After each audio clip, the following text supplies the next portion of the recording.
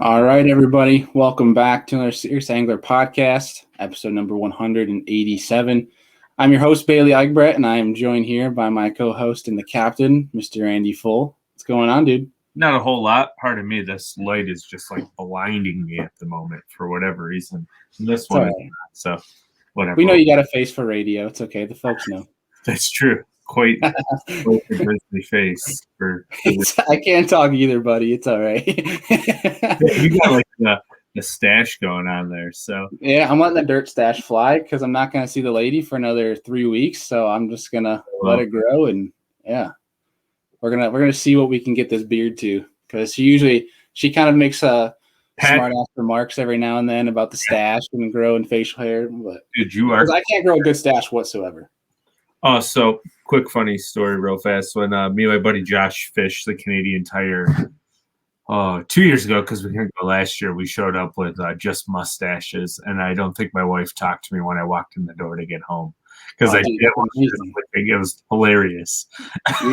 You're channeling your inner fighter is what you're doing. Yeah. Well, basically, like the whole Denim Dan thing, I was like Canadian tuxedos and mustaches and like slick our hair back and just have a party. He just died. Was it a fighter stash or was it a Jared Lintner stash? Mine was like the length of my beard now, so it was just this crusty I think like when we were crossing the border, I was like eating an egg and cheese sandwich, so I had cheese all in it. A roadside face just shave. Yeah. It was quite crusty. It was good. Oh my gosh. Well, dude, I am on top of the world today. A lot of stuff happened literally like in the past 45 minutes for me. Airbnb, Tennessee. Woo! Yeah. So I kind of mentioned I was going down to Tennessee next week. We had a little change of plans because Sabine River tournament for the Bassmaster Elites has been postponed until August. So I was originally going to go down to Texas. We had gotten permission from Bass I can pre-practice with Destin and Marion. But he's now going to take that week to go up and back home to PA. So what I'm going to do is I already made plans with buddies next weekend. So I got an Airbnb super cheap. Didn't realize I had coupon codes through Airbnb app. Staying super cheap. I'm going to stay by myself and work down on Chickamauga and fish that whole week, like the 27th to the 6th. But next Thursday, going to go travel down Chickamauga. Friday, link up with my buddy Caleb Bell, who's been on the podcast before multiple times. Go fish Chickamauga with him, which if folks haven't seen, he caught like 3 11-pounders in the past like couple weeks. Yeah, we won't be throwing live bait. I teased him about that, but either way, we're going to be going for some giants. And then Saturday, going to go up to Watts Bar with Mr. Alex Rudd and go chase some old bigs on some swim baits. So that'll be a lot of fun. But either way, dude, a week at Chick and then linking back up with Destin on the swing down to go fish Fork at times that I've been hearing is like the time to be down on Lake Fork for the spawn. So you might get like a FaceTime call. You'll get a FaceTime call from me crying if I catch a 10-pounder. I can't wait. I'm going to record it and just put it everywhere. So that's fun. If you make me mad, I'm just going to blackmail you with just this, like the Michael Jordan crying face. That'll be me. Yeah, if I catch a 10-pounder, dude, I don't even care. I wouldn't care. There's no amount of embarrassment that could overcome catching a DD. Lost the game, Bailey crying face. Oh man. We could have Movie do some Photoshop fun with that. Yeah, you definitely could. But yeah, but beyond that too, I have 2 more new clients coming up that is really going to help me out for this year, and I'm really excited to work with them. So super hyped for that. But without further ado, and most importantly, tonight we have on Mr. Rob Vander Kooi, who I've been a personal fan of, listening to him on Josh Bertrand's podcast, The Anglers Happy Hour, which we've had Josh on multiple times to talk about this. But I've listened to Rob, his co-host, on there talk about guiding stories, fishing Arizona, his fishing stories from growing up in his fishing career. And I know he's a fan of spinnerbaits too, which is something I think I overlook a lot of details. So we might try to pull some today. Spinnerbaits. But I'm really excited to talk to him. And I know he's a guy down there in Arizona. And it's a part of the world that I think you and I don't know much about fishing wise. So it's going to be really cool to pick his brain. So without further ado, let's get him on here. Mr. Rob Vander Kooi. What's going on, man? Not much. How you guys doing? Good evening. Good. We're glad to finally get you on. I remember I messaged Josh a while back because I think I messaged you on Instagram, and then I couldn't get a hold of you. So I was like, "Hey, Josh, how do I get Rob on the show?" And he That's goes, funny because I didn't even see you. You know how I do with technology, so I obviously did not see that. So. Oh yeah, we have a story for sure. We got a story. Oh my gosh, Andy, I didn't even tell you this because I wanted to save it for tonight. That's fair. I'm texting Rob. Rob, feel free to jump in at any point if you'd like I to. will. I will. I texted Rob today around noontime our time, so it was like in the morning for you guys in Arizona. And I said, "Hey man, we still good for for tonight for the show?" And he goes, "Yeah, looking forward to it." And I texted him like, "Hey, if you can, like when you get a second, shoot me a landscape photo for the YouTube thumbnail." And Rob, what photos did you send me? Dude, I'm going through my phone and I've got some beautiful sunsets. I've got some photos of the lake. I felt like such a ding dong when I figured it out, but the first picture I see come up is just this picture of a cactus, and I'm like, "That's amazing." I should. Yeah, that would have been just hilarious. Just put the cactus and Rob Vander Kooi. The first thing I did was call Josh and fess up what I did, and he is dying laughing. Right? So I'm like, my dad was with me because we're remodeling my house and we're working on the house, and my dad goes, "Yeah, that's probably what I would have sent too, is pictures of landscape." So I call my wife and I'm quizzing her on it, and she's like, "Oh no, I would have probably sent a picture of a fish." So yeah, we got it now. So you got the point when I was just like horizontal. Yes. But like you said it made your day. It made my day too, because it just made me laugh hard. So my dad looked at me like I was crazy because I was just sitting there staring at my phone on our island in the kitchen, just laughing. He's like, "What the heck are you laughing about?" Oh yeah. But yeah, that was good. That was really good. I made sure to message Josh to make sure that you didn't hide it from them. I'm I'm not going to hide it. Got a story. I knew that thing was going to come out. I had to be the first one to break it out. So all good. Send me a picture of the landscape cactus. Dude, you got to admit, you got to admit they're pretty good photos, though. So yeah, you know what I'll do is I'll bring it up. I just got to show Andy. So I text, "When you get a second, shoot me a landscape photo." And this is what I get. I get a cactus. It's so funny. But perfect. Yeah. Rob, before we get too deep into the show tonight, for the folks who may be listening that might not know, who you are, because we have a lot of listeners from the Northeast. So obviously being across the country, talk to us a little bit about yourself. And then, kind of how you got started into bass fishing in the first place and who installed the passion in you. Yeah. So I'm kind of a first generation outdoorsman in the family. I just, for some reason, I liked fishing. I grew up in southwestern Minnesota. And when you think of Minnesota, Minnesota is like a phenomenal fishing state, right? But southwestern is not that great. But for some reason, I just learned to love fishing. When I was 14, we moved to Arizona. And at that time during the summers, me and my buddies would go fishing all the time. And I was pretty sure that I was moving to Arizona and I was never going to fish again in my life. I was pretty bummed, to be honest with you. But little did I know there was pretty good fishing in Arizona. And when we got here, my dad and I got into a fly fishing club. And I learned how to tie flies, build fishing rods. And my only problem with the fly fishing was the club would go every month fishing, but those guys would sit around camp, drink beer, and talk about fishing more than they fished.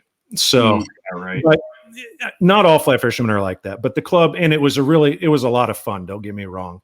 Right.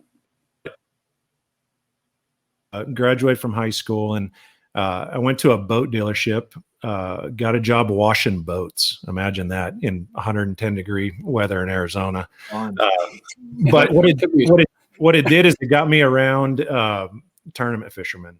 And I started fishing a club circuit with one of the guys that worked there. And from that point on, so from, 18 years old till my mid 30s, I think I fished. I don't think I missed too many weekends, let alone a lot of weekdays fishing. So I was like a cat chasing a mouse. I mean, I was so focused on bass fishing. That's all I cared about. And, so, from the club stuff, we started fishing team stuff. And from that, we went to, some of the regional tournaments, and some of the biggest tournaments I fished were the Western Bassmaster tournaments. And I had one little stint on the Bassmaster Top 150. I fished about a half a season. So I wish I'd have had a shot at doing that longer. I just didn't realize how much it was going to cost me to do it. And just didn't work out, but it was a good experience, and it was a lot of fun to fish against those guys. So heck yeah. So where along that line did you kind of realize you wanted to get into guiding?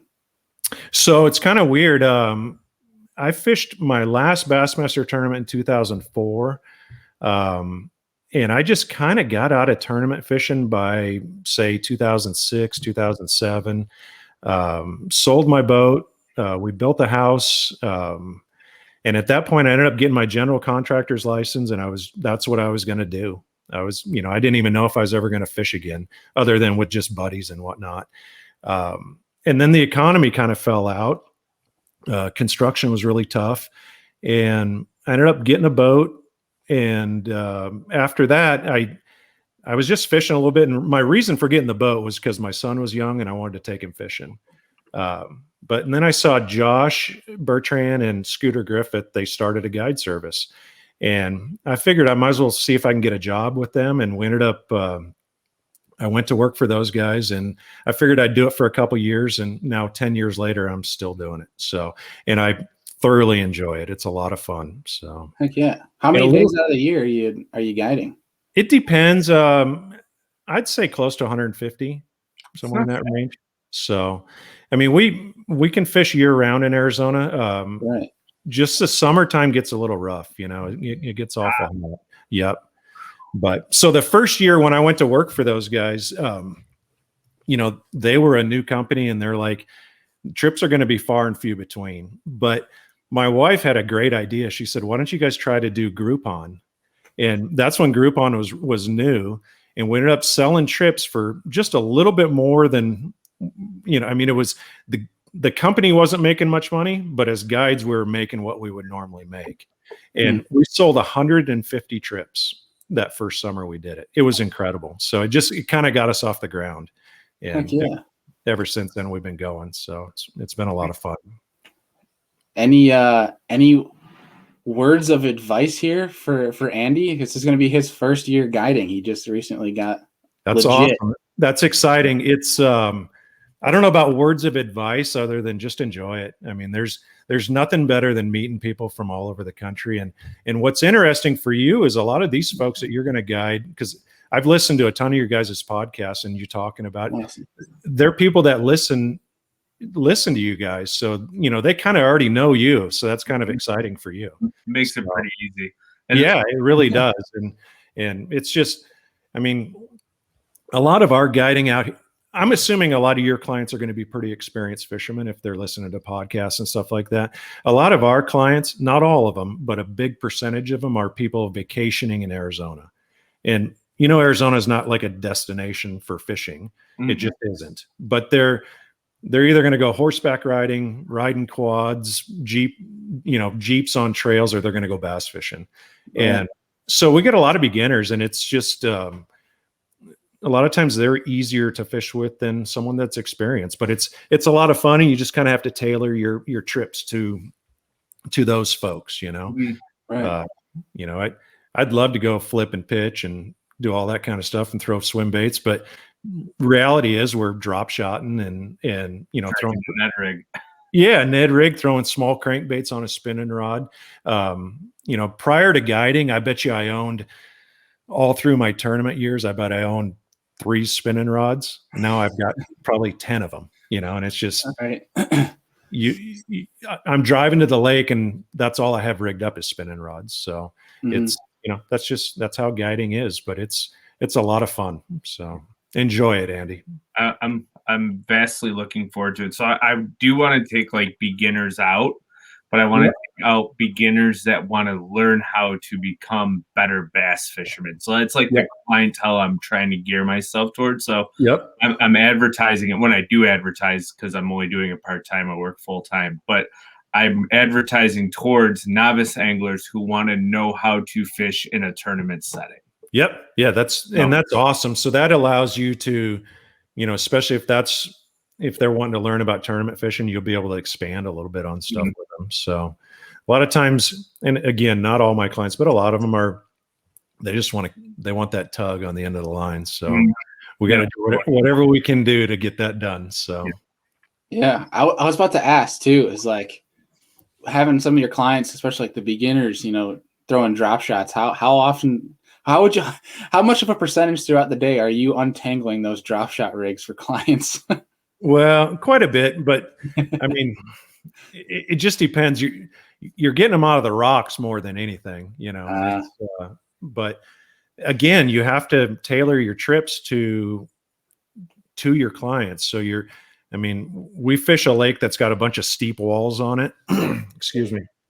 And on guide trips, I steer away from those because it's really hard for someone that's not used to feeling what a bite is to detect a bite as a bait's falling down a steep wall, right?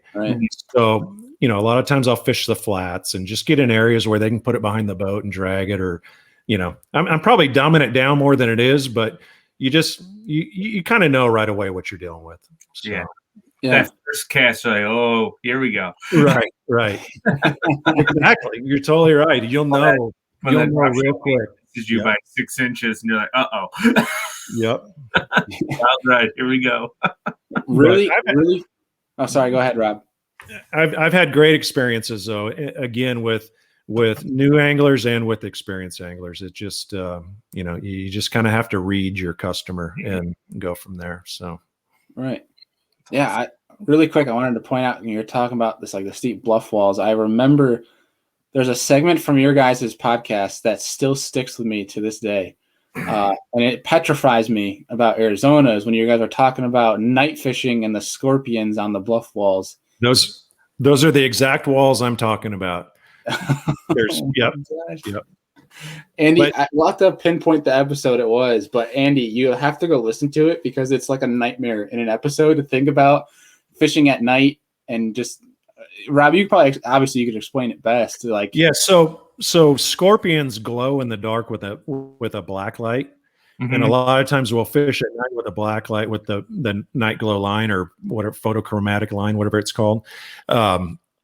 But you'll just be fishing down a wall and there'll be scorpions crawling along. You can see them on the wall, but they're not as scary. They're not as scary as you think. I mean, they're more afraid of you than you are of them. Probably. Yeah. And they just, I know Josh talks about one that crawled across his hand. I had one crawl across my foot.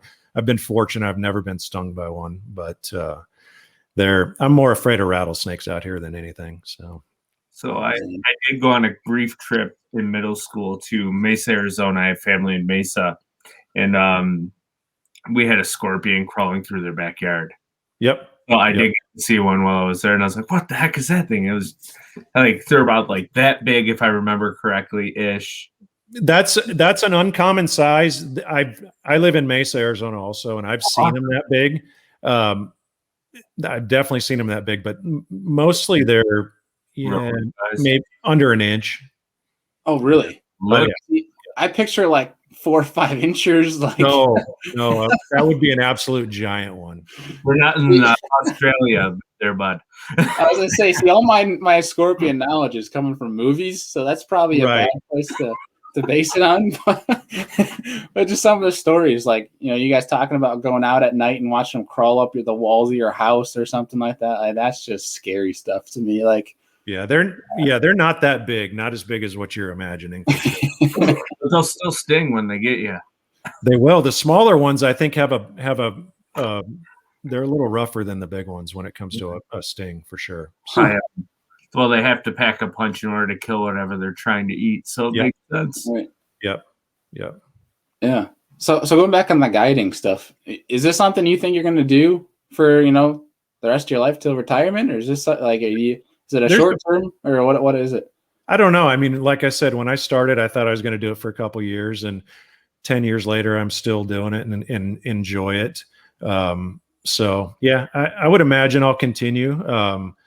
Obviously, you know, an issue is the cost of boats nowadays. And, you know, I've got a 12-year-old Triton that's, you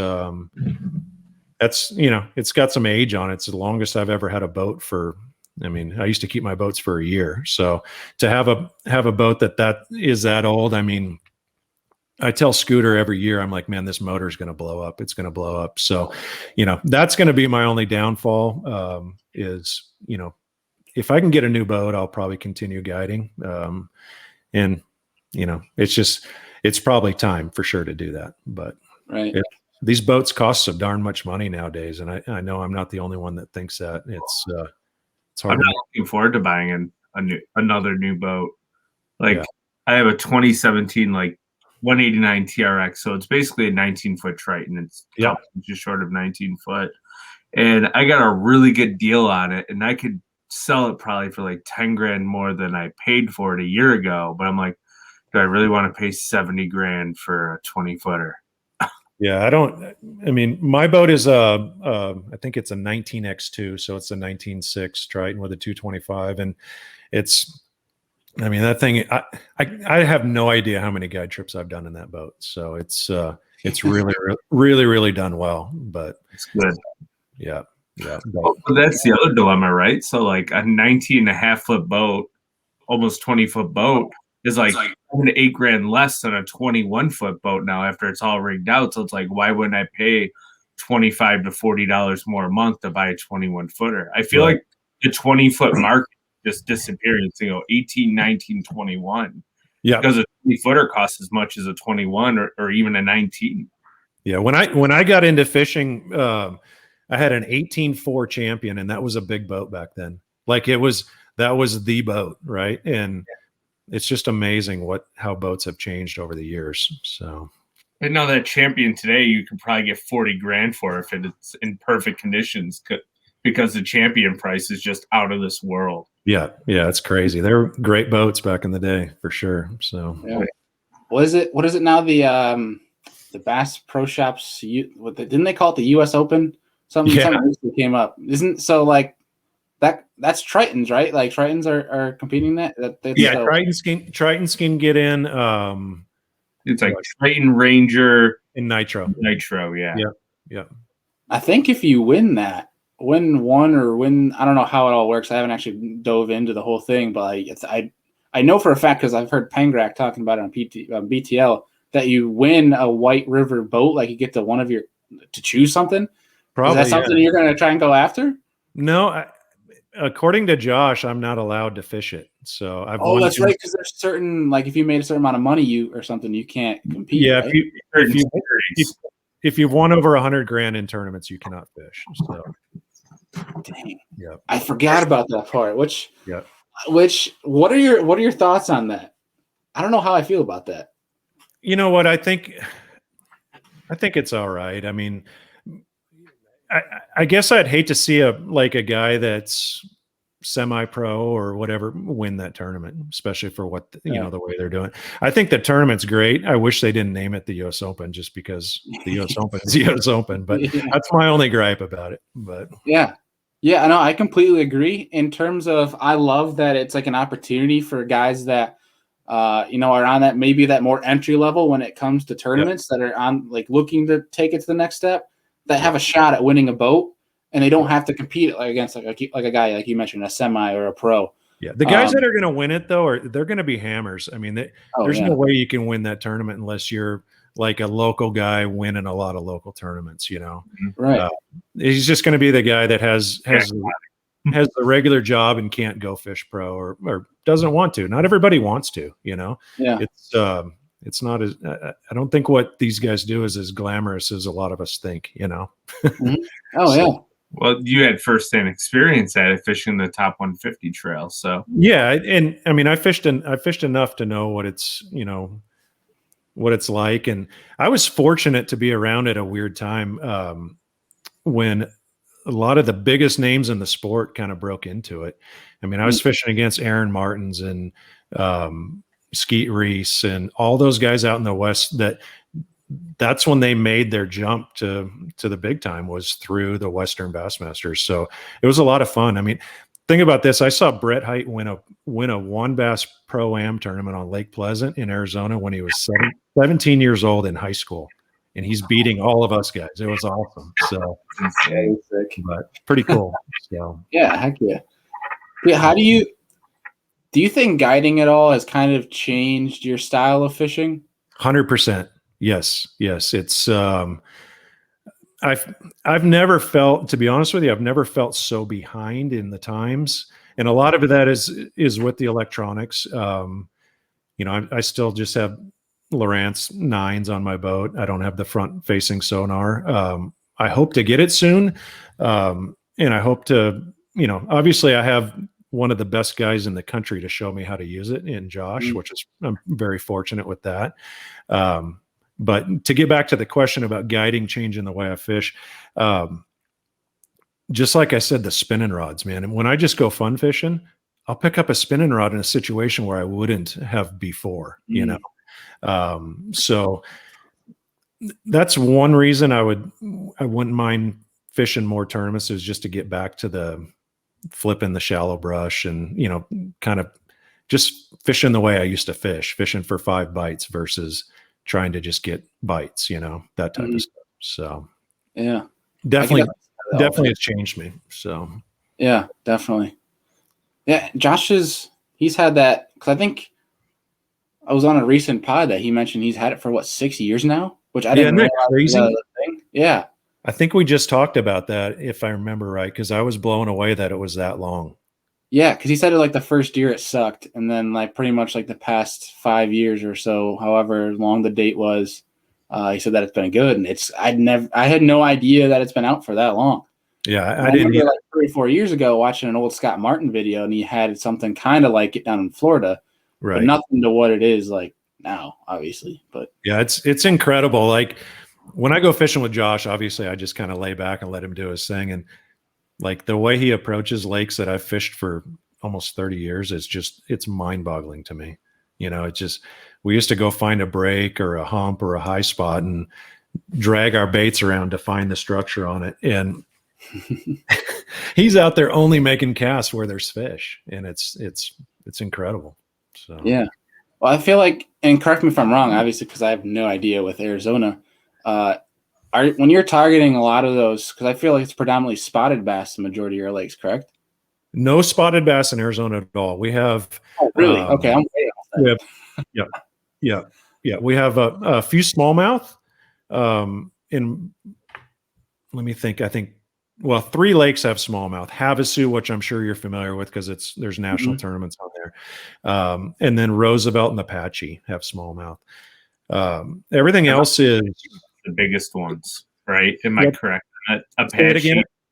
Apache has the biggest population and best quality size, I believe. It did. Up until a couple years ago, we had a golden algae bloom that pretty much killed everything in there, which was an absolute shame because that was like you said, it was the biggest population of smallmouth, and you could go there and only catch smallmouth at times. So, but I think it's on the rebound, which I'm hoping, because that place it's the prettiest lake in the country, in my opinion. It's absolutely gorgeous. So yeah, I don't know why I thought Arizona. That's so embarrassing. No, not at all. I mean, it's no, I'm just kidding. What that? I was like, noob. I don't know why I always associated Arizona with spotted bass, because I feel like a lot of the fish that you guys seem to talk about are a lot of these suspended fish. We have largemouth that act like spotted bass for sure. Yeah, and we talk about spots a lot on the podcast just because I'm a little bit familiar with them from fishing in Northern California back in the day, and Josh fishes all over the country for spots, so right. So we talk about them a little bit there. But we have, I think, we've got a couple lakes with nothing but Florida strain, and most of our lakes are just northern strain largemouth. So, can that be kind of tough? mean, are you approaching those suspended fish like with clients, or is that something you're kind of trying to find? And I'm sure you're probably trying to find the easiest fish in the lake to catch, but Yeah, I mean, there's times where not necessarily. I'm usually trying to find other fish for them, just because it's that's about as tough as it gets, you know. So right. Not because obviously, as I showed on this episode, that I have no experience or apparently no knowledge of Arizona fisheries. Are in these, let's say in a tournament scenario, is it predominantly guys on the bank? Are they offshore? Are they targeting suspended fish? Are they chasing them around? Like, what is Arizona bass fishing on average? it completely depends on obviously the seasonal patterns, but a lot of offshore fishing, a lot of structure, a lot of finding that long point that breaks off on the end with a rock pile, that type of stuff. Obviously in the spring and a little bit in the fall, we'll fish shallow, but definitely in the spring, or the fish already are starting to move up. We've had so much warm weather that I think these fish will be spawning in a couple weeks probably. So that's awesome. Yeah. And then you have Dallas, -2 and like 10 inches of snow on the ground. Yeah, no kidding. With the Red Crest tournament coming up, those guys that's scary for them just to drive there, let alone try to catch a bass. So. Yeah, that's what Josh. We were talking offline, Rob. I was chatting with Josh a little bit today, and he's just like, I just hope I can safely get there, because not only is the weather horrible, but they don't have the services like Andy and I have here in New York to plow roads, to salt them, to things, to a safe way of traveling.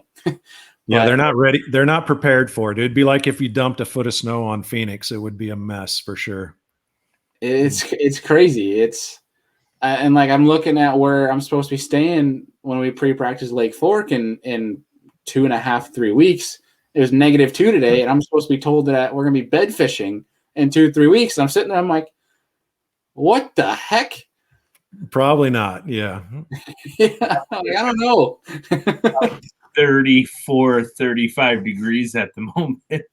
The water will plummet quick because it's so warm most of the year. So you think Texas water is 34, 35 degrees right now? Yeah. Huh.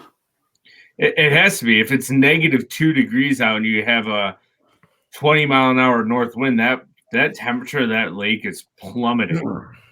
If ponds are frozen over, those lakes are upper 30s at the most. Yeah, you'd think the creeks would probably freeze over a little bit, huh? Yeah, you see guys ice fishing videos from Lake Fork. I saw a picture of Grand Lake today that was covered in ice. Amazing. That is nuts. Yeah. Yeah, it'd be nice if that happened in Arizona every once in a while. Give these fish a little bit of a break, but that never happens here, unfortunately. I mean, how is some northern lakes maybe by Flagstaff? Yeah, those lakes do. The trout lakes up north, they definitely freeze over. Yes. What is the fishing like this time of year for Arizona? It's probably my least favorite time, which is unfortunate because we're really getting ramped up for guiding. I mean, we're busy usually second week of January, but by the end of February, it should break wide open and be good. But the wintertime is during our best weather. The fishing is definitely the toughest, unfortunately. A lot of deep fish. I mean, there's a lake that I've probably done 90% of my guiding. It's called Saguaro Lake, just 15 minutes from Mesa. And I mean, the wintertime we'll use ice jigs, the Rapala ice jigs, and catch them in 50 to 70 foot of water. And it's hard to believe that a largemouth would be that deep. But I remember a client quite a few years ago, but he caught like a 7-pounder. This fish had dirt, literally mud on his belly because he was laying on the bottom in 70 foot of water. Oh my gosh. Yeah. So he fought all the way to the boat and still had dirt on his belly. So he had to just be laying down there. Oh, so. If you told me smallmouth, that too. Yeah, if you told me smallmouth, I'd be like, okay, yeah, I could see that. But largemouth, I think the largest largemouth the deepest largemouth I've ever caught was maybe 35. Yeah. Tops. It's pretty common out here, and I think it just goes down to the bait fish at the forage. I mean, Right. a bass. I don't care if the water's 40 degrees. A bass will live on the bank if there's bait there or something for them to eat. Right. And our bait fish, they're threadfin shad in that lake, and they just get out deep. There's also yellow bass in that lake, and they do the same thing. So they chase the smaller shad, and the big giant largemouths will feed on those yellow bass. So they'll get down in that deep water with them. So they're just going to go where the food is, where they can make a living. So, and you get some big old stripers down there too. We do. So they're in Lake Pleasant. Lake Pleasant's an interesting one. In 1996, they rebuilt the dam and they started pumping water from the CAP, which is Central Arizona Project. So that water's coming from the Colorado River, which is Powell, Meade, Mojave, Havasu, and all those. The Colorado River has stripers in it. So they started pumping this water over in 1996, and there was striper fry in it. And they kept saying they put up nets and there's no way these striper were ever going to get in there. But they did, and they've exploded. But what it's done is that lake from 96 till probably 2002, it was probably the best largemouth fishery in the West Coast. I mean, it was phenomenal. I mean, I had one bag that was 35 pounds, 10 ounces for 5 out of there in a Redmond tournament. And I think it was like in 1997, but that's what lived in there. Just absolute monsters. And it was from the new lake effect. The lake came up 60 feet, got in all the nutrients in there. And, so part of the downfall of the lake is it fluctuates every year. So there's no chance for anything to grow on the bottom of the lake and to come up. That's another topic I'll go over in a second. But so it's just kind of died off and the stripers have taken over. But we've had a little resurgence with the gizzard shad getting in there. And now the stripers are super healthy and chasing gizzards. So this last summer, we had a great time guiding for stripers. We were using the big, I don't know, what are those things, like 8-inch spoons? I'm losing the big flutter spoons. Yeah. Yeah. And you would let them sink down to like 60 foot. And this was for clients that couldn't cast that thing. The thing's not easy to cast, but I'd put it on a bait caster and I'd tell them just let it sink to the bottom and reel it up as fast as you can. And please try to stop it before it runs into the tip of the rod, but which wasn't easy to do. But man, those fish would just absolutely clobber that thing. And it was the same size as the gizzard shad that the stripers were chasing. So made it, it was a lot of fun. So I can just imagine like burning a spoon and all of a sudden the rod just going down. Oh, just like right to the edge of the boat. Funny it didn't break rods. I mean, they were epic bites for sure. But they would chase it up from the bottom. What you're saying is eat it right at the side of the boat and just obliterate these guys. Oh yeah, it was phenomenal. So we had some really good trips with that, but it was also really spotty. Like if you weren't on them, man, you were in trouble. I had one day where we caught 2, and one of our other guides, he sat there, and I bet you they caught 30 right next to us. And it was just, I mean, we were on the edge of the school and weren't on top of them, but that's the way it goes. But what I was saying about how Pleasant comes up and down, so it always gets the water from the Colorado River. So it never has a chance to let stuff grow up on the bottom of the lake. Where our other lakes, everybody thinks drought is just terrible, right? But the lakes go down, they're big reservoirs that the water fluctuates, and like Roosevelt Lake is the top of the Salt River chain. I mean, right now it's probably 10 foot down. I've seen that lake 50 foot down. But what happens, it'll be down for 4 or 5 years, 6 years, whatever, maybe 10 years. And all that brush and all that growth grows up on the side of the lake. And then we get a big flood and the lake fills up, and all of a sudden you have that new lake effect. So that's what really helps our lakes, is when you have that new lake effect, just like you would when a lake was filled for the first time again. That's how you get that. They're super nutrient rich, and there's all kinds of brush and green stuff in the water. So that's a good thing for us out here in the desert, in this dry desert. So yeah, that's crazy. It's just crazy how much that fluctuates, because like in the Northeast, we don't deal with that at No, all. see that's what's crazy is a lot of our lakes. I mean, it makes it tough for guiding too, because as a guide, a lot of people have the preconceived notion, at least clients do, that I know exactly where the fish are because I've guided for 10 years and the fish are in the same spot every year, in the same spot at the same time every year. And it's just not that way because our lakes are different lakes every time we go to them because they'll fluctuate so much. So Yeah. And like for us up here, the biggest thing, I mean, the only thing that's pushing those fish around is, that time of year, that water temperature and wind. Yeah. That's pretty much, if I'm missing anything else, Andy, I think that's pretty much it. Yeah, pretty much. Water don't really fluctuate. Yeah. They sprayed weeds, or cut them. That's about it. Yeah. Do you guys have that down there? I mean, I don't know how much grass fisheries you have down in Arizona, but so that's another weird thing. One of the lakes the one that I guide on a lot does not fluctuate a ton. It fluctuates 3 or 4 feet. And again, like 15 years ago, there wasn't a stitch of grass in that lake.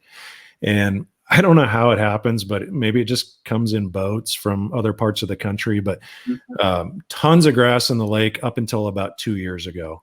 And that was so when I first started guiding 10 years ago, for like 6 years, it was just like that lake was phenomenal because it was full of grass and just super healthy. And it's kind of the golden algae's kind of taken that away a little bit, unfortunately. But like I said, that lake's on the rebound also. And our lakes, they cycle so much. And I don't know if you guys experience that at all, where you'll just have a lake that's just good for 5 years. And then all of a sudden it's not good, it's just not good at all and makes it tough. So, yeah, we have stuff like that. I mean, there was, what was it, 2015, Andy, that Oneida had its die-off?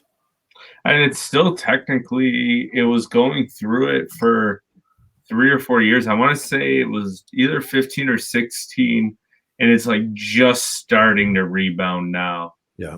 2018, they still had fish, like 4 or 5 pound smallmouth, like hundreds of them just washing up for no reason.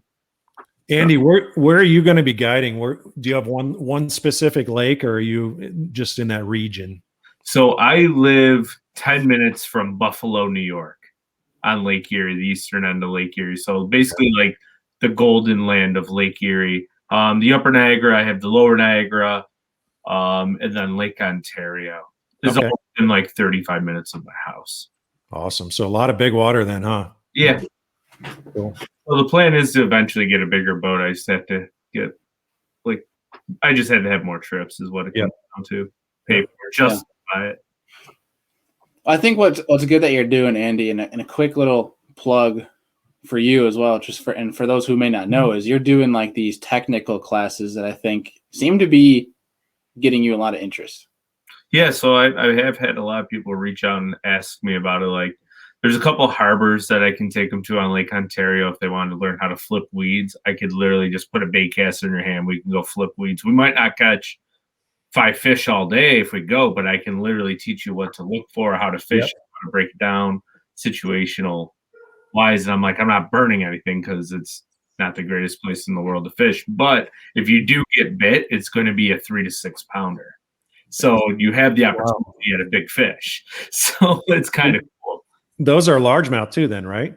And every once in a while, Lake Ontario, the Great Lakes will turn over on like a certain wind. And I pretty much have that broken down to a science. So you'll flip into a weed mat and hook like a 4 pound smallie. I can't imagine that. That's got to be phenomenal. Yeah.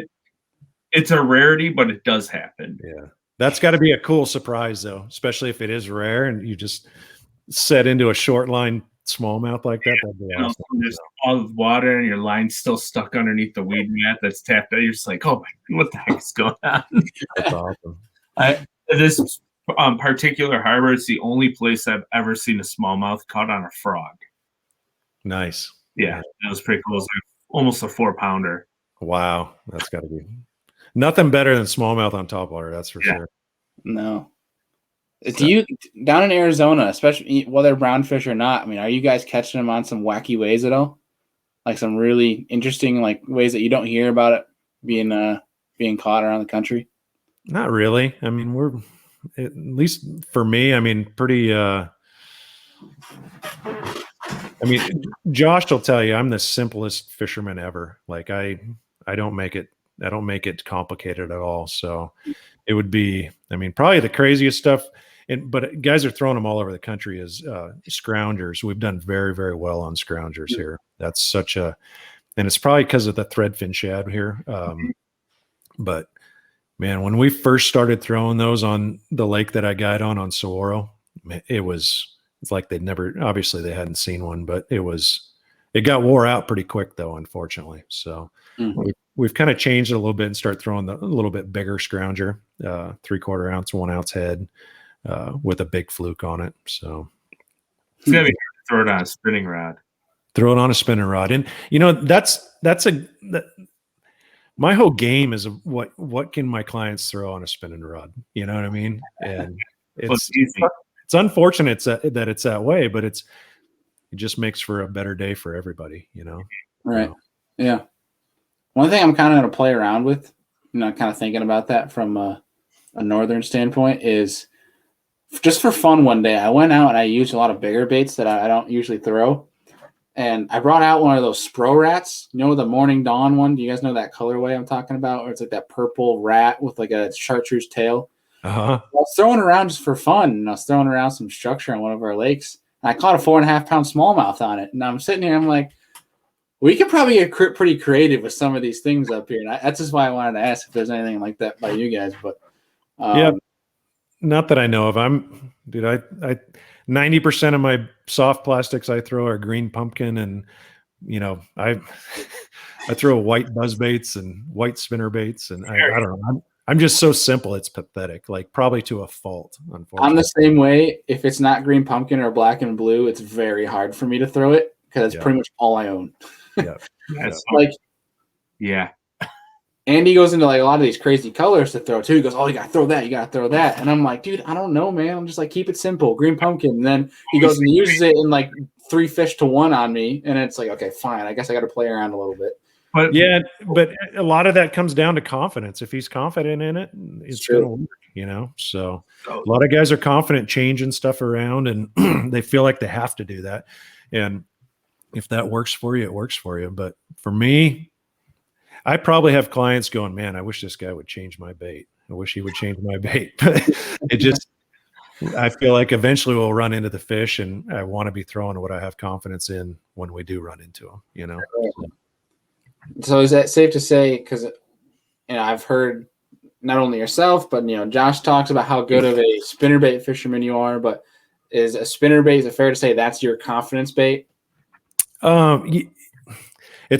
It's probably a little blown out of proportion on the podcast, just because I always joke around feeling like Josh doesn't even know what a spinnerbait is because he's too young.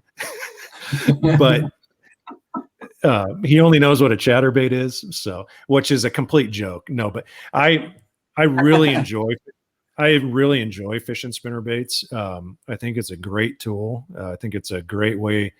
I mean, we're coming up on like spinnerbait time down here, like late February, into the middle of March. I mean, these pre-spawn fish coming up. There's not a better bait in my mind to cover water in heavy brush and have a chance of catching some really, really good quality fish. So, especially gizzard shads. What's that? It mimics a gizzard shad, like wide body, so well. Gizzard shad, a thread fin, and I'm probably mimicking threadfin more because gizzard shad weren't around when I first started throwing them, and I usually throw a double willow number 4s, little blades. Nothing. I don't like a big obnoxious spinnerbait. I like a 1/2 ounce, natural looking, like a shad color. I throw the Roy Hawk Special. That's my number 1 skirt that I like. It's made by Pepper Jigs out here, and I think I was throwing it before Roy got his name on it, but whatever, it's all good. But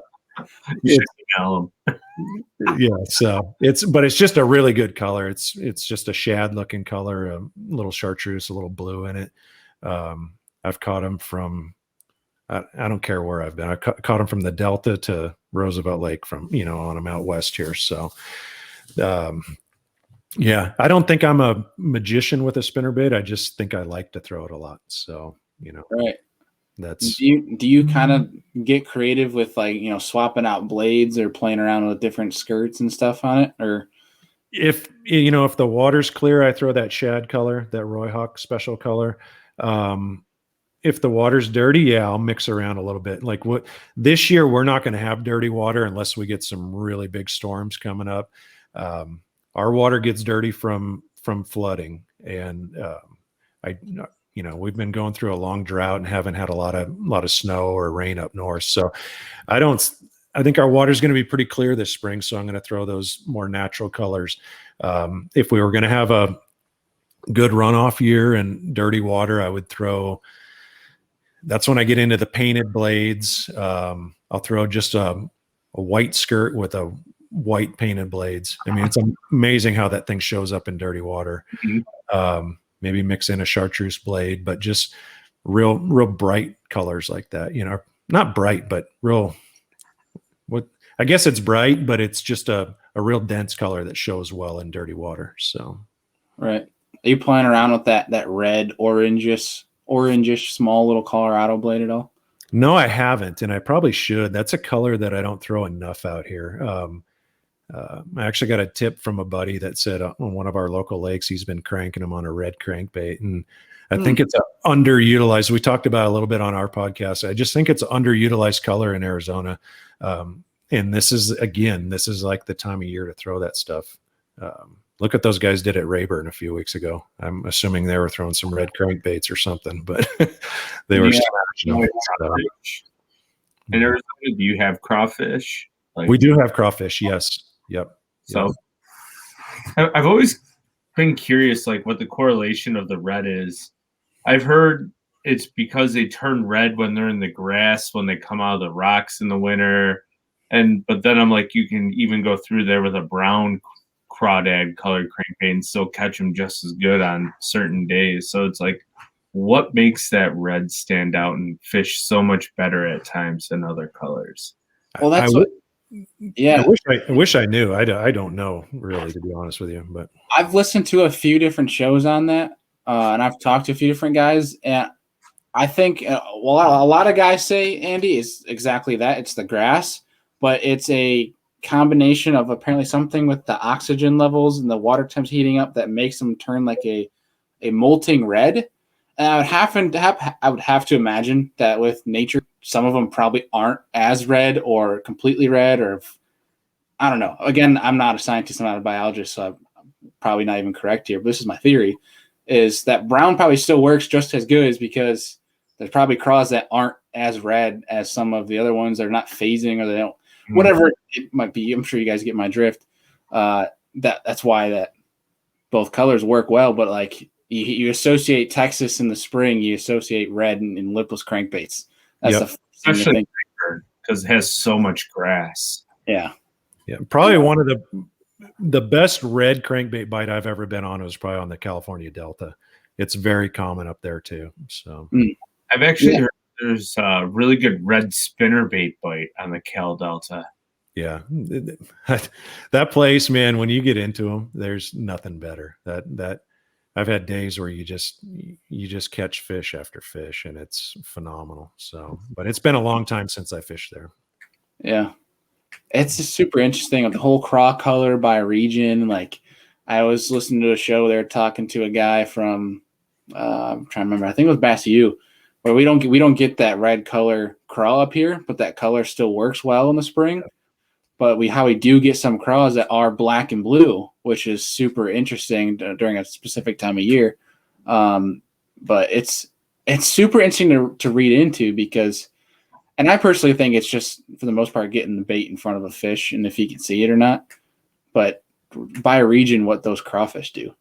Yeah. It's crazy how they differ.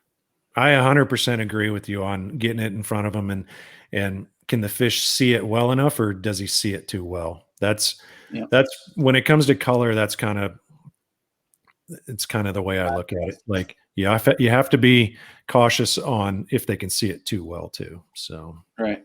Yeah. But one last question for you pertaining to a spinnerbait before we wrap up here in a little bit. I was listening. No, actually, I think it was a YouTube video I was watching on spinnerbaits. I think actually, you know what? It was Bass University with Jason Christie, where he talks about how he's gone through these phases where he uses a trailer hook, but he doesn't use a trailer hook because he thinks sometimes a trailer hook blocks them from getting a good hook set in them, so he won't use it. But then, obviously, if there's times when he knows they're short striking, he'll put on a trailer hook. What is your theory? What's your process? I have to miss a lot of fish to want to put a trailer hook on, because I agree with him 100%. You have that one hanging back there in different directions, and think about how positive the hookup on spinnerbait fish is.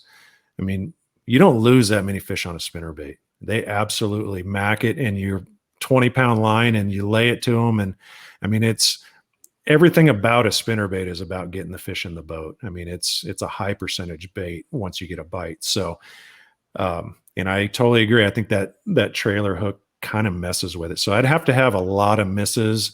And probably before that, I would probably consider changing color and just trying to get them to eat it right, you know? Yeah. So I'm really against trailers. Now, when it comes to a buzzbait, I've learned some lessons on a buzzbait. I mean, there's times where you have to have a trailer. So it's for some reason, when you talk trailer hooks, I think of one fish in a One Bass Pro Finals like 20 years ago. It was ridiculous how long ago this was, but it was on Lake Nacimiento in Central California. Like, most people won't even know where that lake was because it's so it's in wine country, like in the middle of California, but loaded with little spotted bass, smallmouth, and a handful of decent largemouth. And I remember putting a trailer hook on a buzzbait, and I don't know why I did it, but I caught like a 3.5 pounder on the trailer hook. I would have never caught him without the trailer hook, and I ended up finishing really well in the tournament because of it. So just kind of an off story rant about trailer hooks, but that's what proves its importance. It was important there. And like I said, I wish I knew why I put it on there, but it's so that's I agree with Jason Christie 100% on that. So yeah. Are you a trailer? Like, I mean, that being said too, are you putting the plastic on that spinnerbait, or are you kind of leaving that hook bare? So if I do plastic, usually just a double tail, like the Zoom little straight tail thing, something subtle. Again, that I want the fish to want to eat the skirt. You know what I mean? I don't want them to eat a trailer that's hanging off the back. So, yeah, it's a really good point. Yeah. Sweet.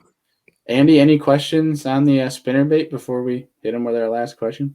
I was going to say my favorite spinnerbait trailer is actually a fluke. I was going to say fluke too. See, similar idea though, right? Yeah. Yeah. Great idea.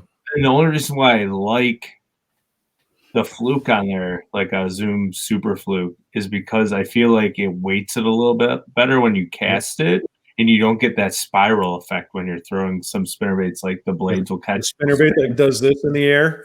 Yeah. Arms up. Or like catches plastic, it helps it go further. Yeah, I agree with that. Yep. Down the water column. That's the only reason why I like. Otherwise, I would go bare hook all the time because I want the same thing. I want them to focus on the blades, and that's what they're going after. They're going to eat the blades, and they get the whole thing in their mouth. Yeah, that's what's funny when you catch a really big fish. You catch that 7 to 10 pound fish on a spinnerbait. The thing's down in his throat a lot of time.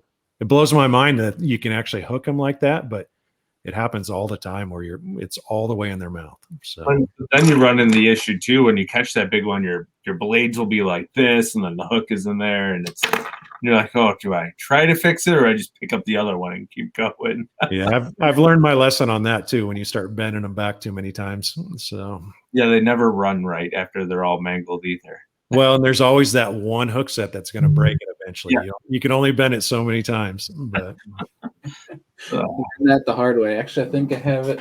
I have one sitting right here. Granted, this is a Z-Man though, but yeah, I've had one break. Yep. I caught. I think I went out 5 days straight, and I had 5. Well, each day was over 25 pounds on that same spinnerbait, and then on the last day, snapped in half. I still caught a fish on it. It was like a 2-pounder. My line was sitting there on the end of it. That little bend still had the fish on it. That's awesome. Where was that at, Bailey? I was at Cayuga Lake up here. Okay, good. Cool. Right on. Yeah. That is, if you're ever going to come to the north, that's probably one of the places to check out. Very cool. Yeah, I've heard of it. There's been quite a few big tournaments on there, right? Recently, yeah. They the elites were supposed to go there last year. That got canceled, unfortunately, because of COVID. I was really looking forward to watching them on that one because they were going to sack them up pretty good. Yeah. But it's a very fun place, and really, like, I try not to talk about it, but really, in all reality, like, as long as you have a hook in that lake, you're going to catch 30, 40 fish that day. That's crazy. The fish are very stupid in that lake. So I love stupid fish. There's nothing better than stupid fish. Well, that's true. Just about any lake you go to up here, they're dumb. Like, we have a couple smaller lakes that you can just go and flip all day and catch 40, 60, 70 fish. Wow. That's incredible. All like 10 to 14 inches. So, perfect. But it's fun. Yeah, heck yeah. That sounds like a blast. I'll tell you what kind of sounds like a blast, and I've heard you talk about this a little bit, is topwater for those big stripers when they're schooling in Arizona. That sounds like a lot of fun. Just for the pure fact of watching it just get destroyed and just holding on to the rod. Just So that was happening about the same time we were throwing that big flutter spoon. So really, if I had clients that could cast accurately and throw like a big super spook or whatever type of topwater, I'd have them throw that.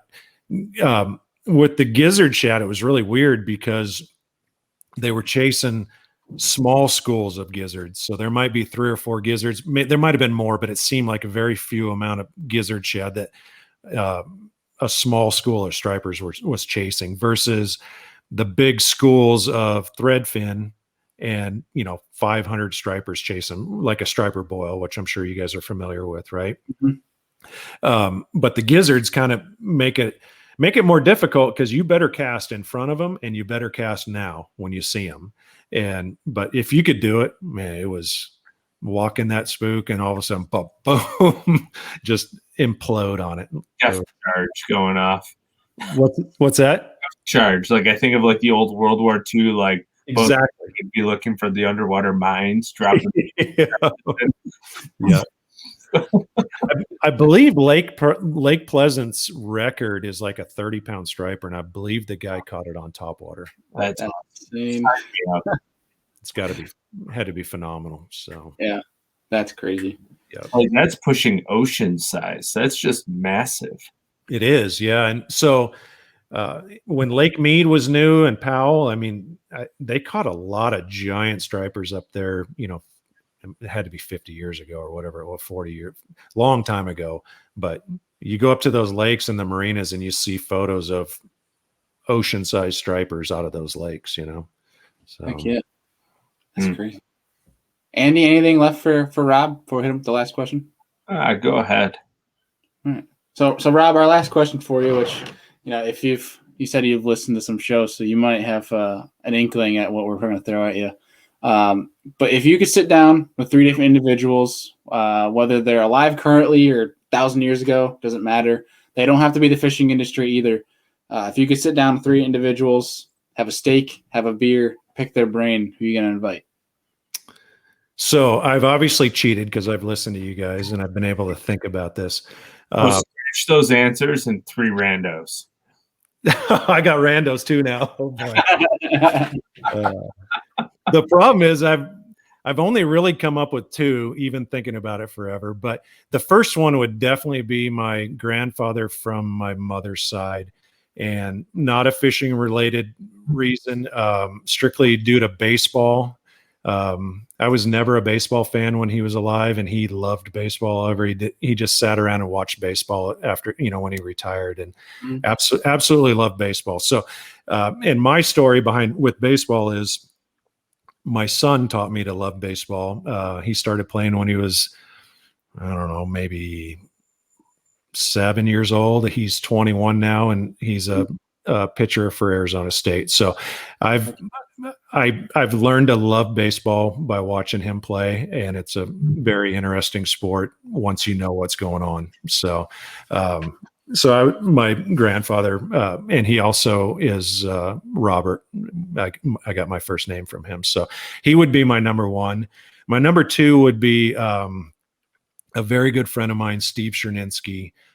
He passed away at age 49 from cancer about 4 years ago. Single-handedly, probably the best tournament angler in Arizona alone. He never traveled. He was owned a roofing business, was a extremely hard worker, battled cancer for 9 years and passed away. I think of him every day, and he would definitely be one. He was just such a unique individual. So that would be fun to have a beer with him again. And a third one would probably be just an absolute icon from the West Coast. I actually know him. I haven't talked to him in many, many years, but he just won the Major League Fishing tournament this last week, Skeet Reese. I always enjoyed hanging out with Skeet.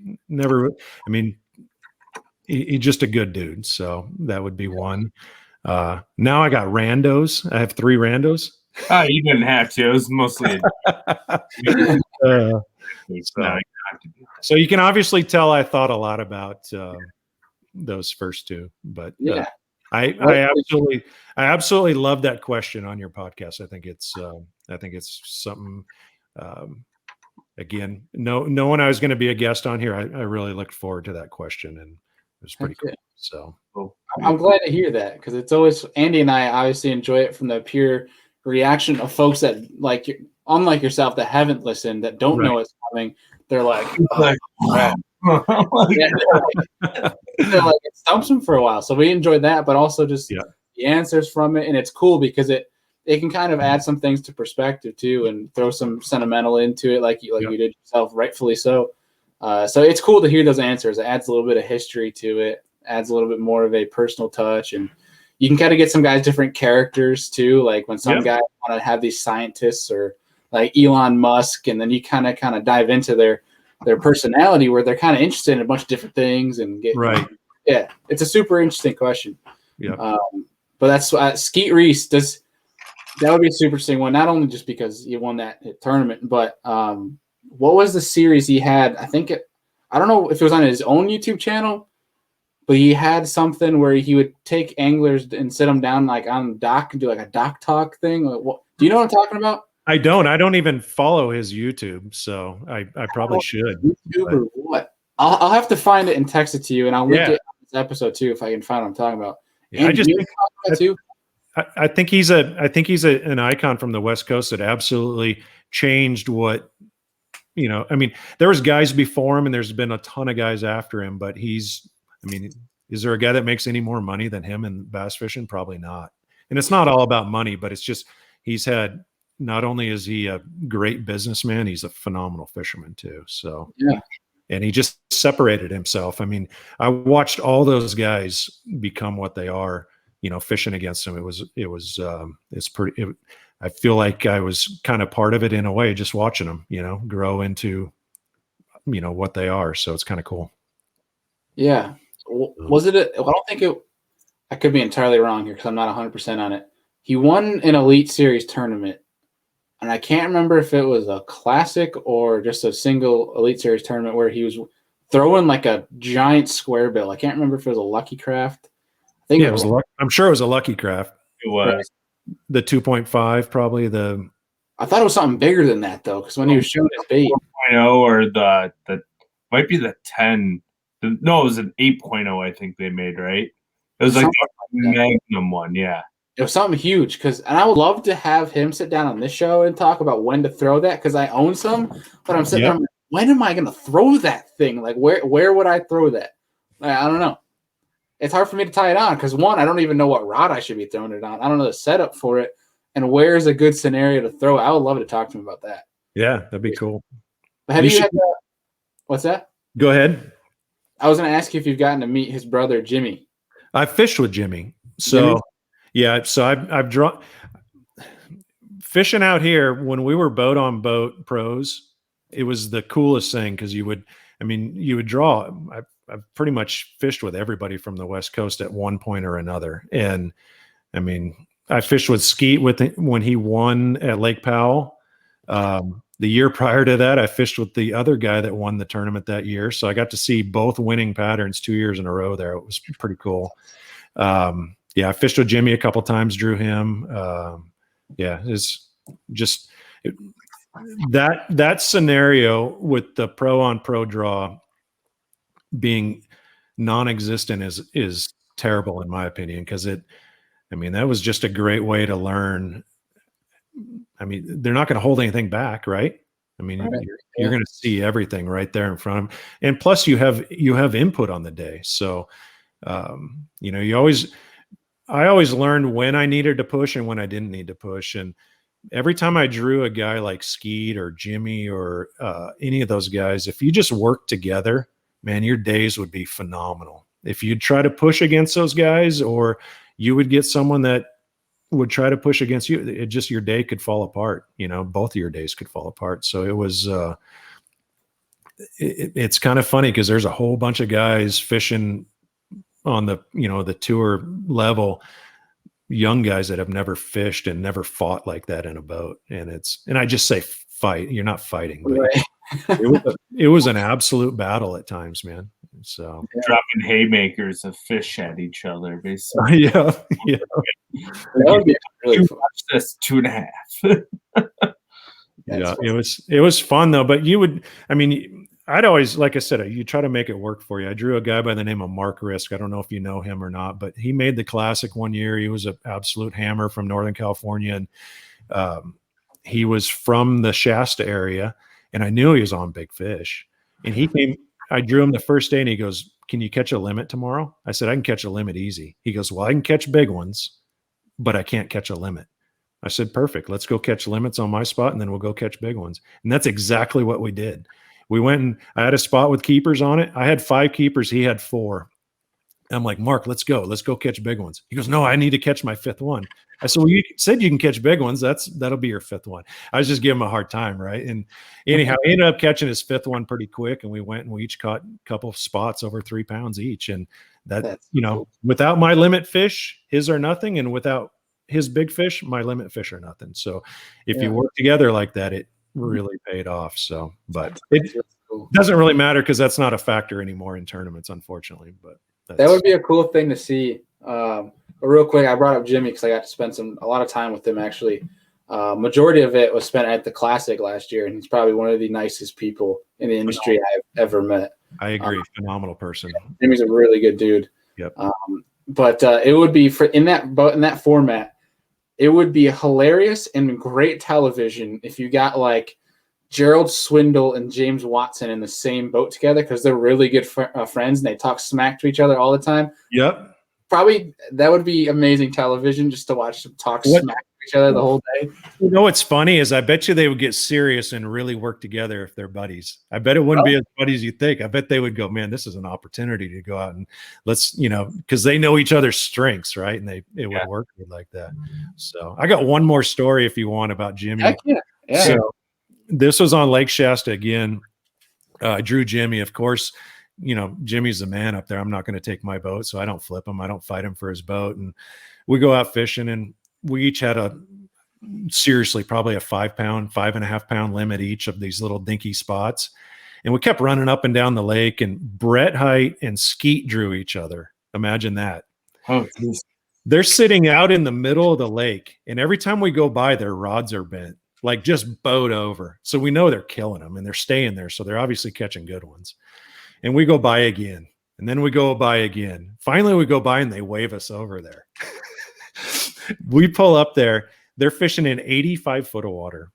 It took longer for your drop shot to get to the bottom of the lake than it did to get a bite once it got down there.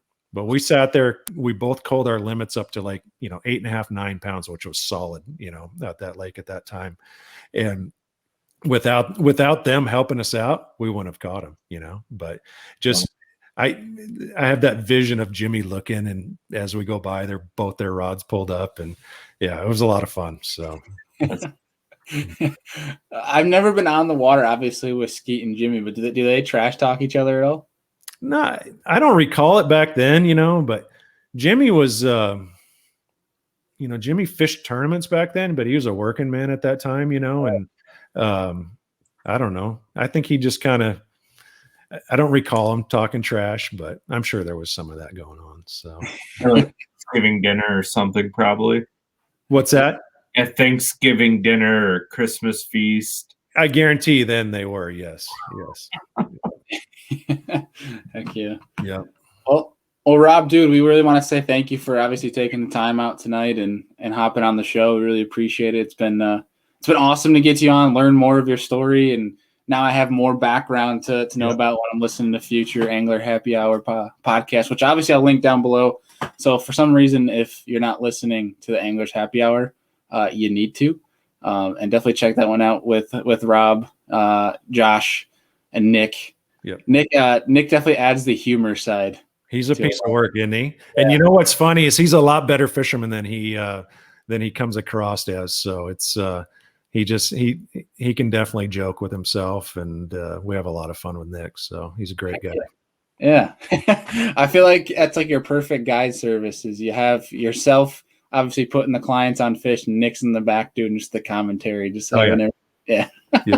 Just cracking it up. So it's all good. But I really appreciate you guys having me on. I'm kind of a nobody in the fishing world, but I definitely appreciate you guys having me on. So, you're definitely not a nobody, but you are always welcome on the show, sir. And we hope to get you back on down the road here and hear about more of your guide trips for 2021 as hopefully COVID phases its way out and gets the heck out of here. But obviously we love what you're doing over at Anglers Happy Hour, and keep doing you, man. We hope to stay in touch and obviously get you back on the show more times down here down the road. Right on. I look forward to it, guys. Thank you so much.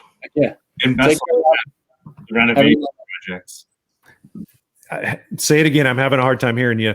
My apologies. I said best of luck with the renovation projects. Thank you so much. The light at the end of the tunnel's not quite there. I can't wait till it is because I want to focus on fishing and outdoors a little bit more. So, but thank you so much. Appreciate it. Thank you. Take care, Rob. All right. See you guys. Thank you. Yeah.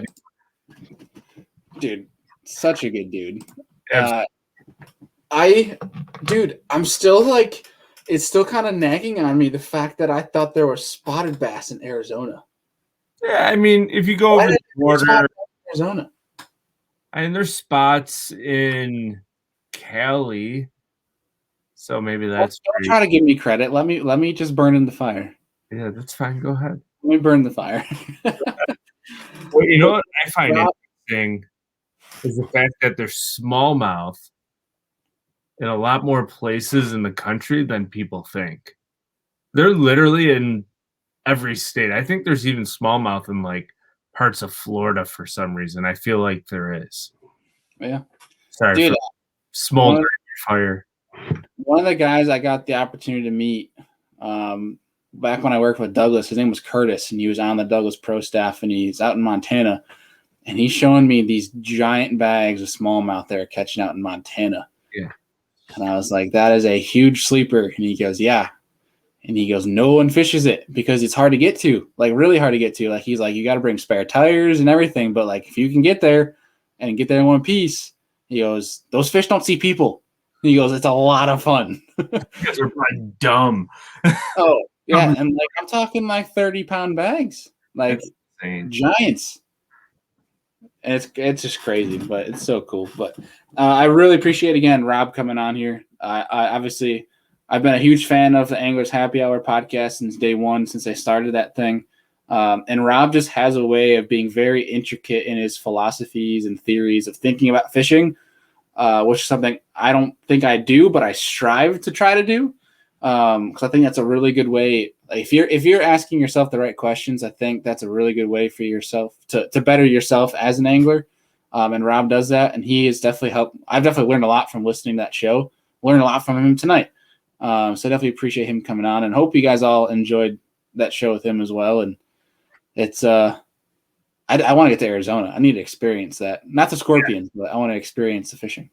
Oh, dude, I definitely think like Arizona is a bucket list place for me. When the Elite Series went to Havasu and they just thrashed on them a few years ago, I was like, man, that seems like a really cool place to go fish.